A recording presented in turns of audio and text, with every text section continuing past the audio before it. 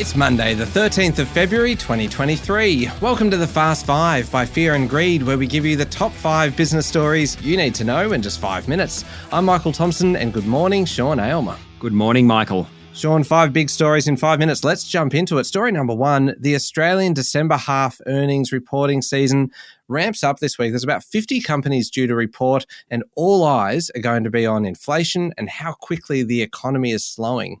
That's right. Things really kick into gear today. We've got JB Hi-Fi and Lend-Lease. We've got Commonwealth Bank, Fortescue and Wesfarmers on Wednesday. Telstra on Thursday, big one for the million-plus shareholders. QBE on Friday. Now, remember, it's been a very strong start to 2023 in terms of share prices. The S&P ASX 200 is up 7% so far this year, wiping out last year's losses. But it also means there are expectations for stronger profit results. And if they don't eventuate, you could see share prices falling. Now, consensus earnings are for growth of a bit above 7%, but that has a strong bias towards the energy, industrial technology and utility stocks. What really investors will be looking for are big macro themes, whether inflation pressures have eased at all, whether high prices have been passed through to consumers. What about the economy? Is it slowing? How much of an effect are higher interest rates having? No one will want to hear about COVID.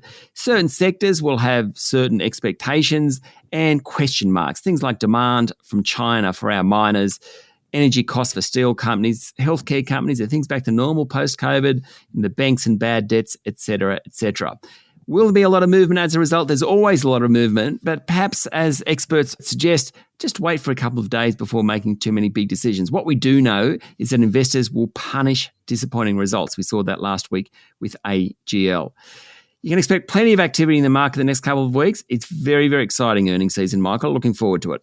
Yeah, absolutely. And it's a good time to say that if you're going to make investment decisions, it's always a good idea to get some professional advice.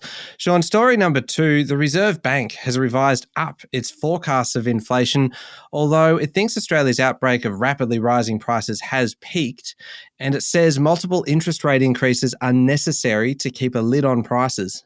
Yeah, so the bank put out its quarterly statement on monetary policy. It wasn't particularly upbeat.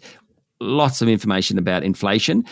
Its forecast suggests that inflation won't come down quite as fast as we thought. In fact, inflation isn't expected to return to the top of the bank's 2 to 3% target band until mid-2025. That's quite a way out. One of the factors driving up prices is wages. Long time coming that. We've had weak wage growth for a long time. The Reserve Bank reckons it's going to top 4%, more than that, by the end of this year. Basically, tight labour market, companies are offering higher wages. Plenty of uncertainty about the right interest rate to get inflation down, but it is going to be higher. Now, yesterday, Jim Chalmers came out. He said he didn't think Australia is heading for a recession. Good news. He also does think that the economy is slowing, just like Treasury and the Reserve Bank has forecast. And just before I leave this story, Jim Chalmers was doing the rounds yesterday. He actually said that the big jump in electricity prices expected this year, 23%, are lower than what was forecast in December, i.e. 36%. So the good news is electricity prices are going up only 23%.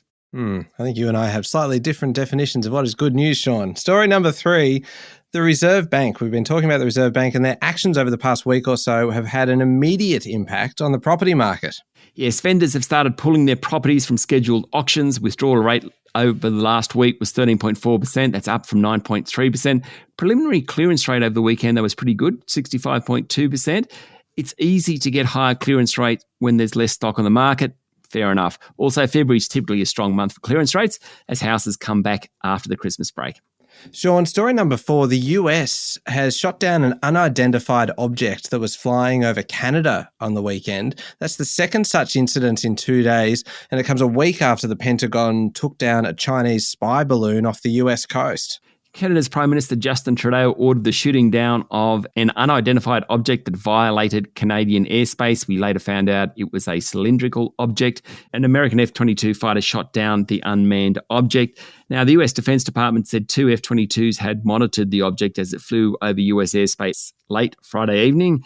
It added the fighters continued to observe the object in conjunction with Canadian aircraft as it flew from Alaska into Canada, eventually was shot down. Sean, final story number 5. This is pretty remarkable. The 5 biggest Western oil companies, ExxonMobil, Shell, TotalEnergies, Chevron and BP, have made a combined profit last year of almost $200 billion. That is the highest on record. Yes, ExxonMobil is the big one. $56 billion last year, a record. It equates to about $6.5 million per hour from one company. Chevron made $36.5 billion. Shell, $40 billion. BP was at $28 billion and Total came in at $36 billion. Why is that? Because energy prices are up. Convert that to an hourly rate. Big Oil made $22.8 million an hour last year. Obscene, I think. That is extraordinary, and we may well be in the wrong business, Sean. Yes, definitely. That's it, the top 5 business stories in 5 minutes. Thank you very much, Sean. Thank you, Michael. It's Monday, the 13th of February, 2023. Remember to hit follow on the podcast, and if 5 minutes isn't enough, you can find our longer daily show called Fear and Greed wherever you listen to podcasts, and that comes with a bunch of interviews, including a great one today for investors. I'm Michael Thompson, and that was the Fast 5 by Fear and Greed. Have a great day.